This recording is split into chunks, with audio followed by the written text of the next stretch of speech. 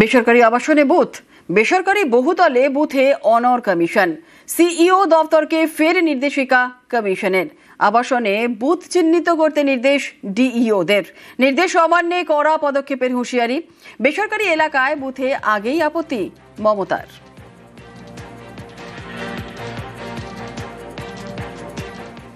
গত সোমবারই বেসরকারি আবাসনে পোলিং স্টেশন নিয়ে প্রশ্ন তুলে মুখ্য নির্বাচন কমিশনারকে চিঠি লিখেছিলেন মুখ্যমন্ত্রী।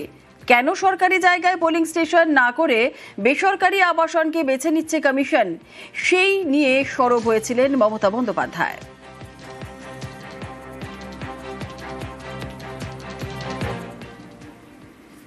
এসএসসির নিয়োগে 269 জন অযোগ্য বাদ। অযোগ্য তালিকা প্রকাশের পরও নিয়োগ প্রক্রিয়ায় অংশগ্রহণ। লিখিত পরীক্ষা ভেরিফিকেশনে 269 জনের অংশগ্রহণ। সুপ্রিম নির্দেশের পর অযোগ্যদের চিহ্নিত করা শুরু এসএসসির। বিশেষভাবে সক্ষম 8 অযোগ্য নিয়োগ প্রক্রিয়া থেকে বাদ।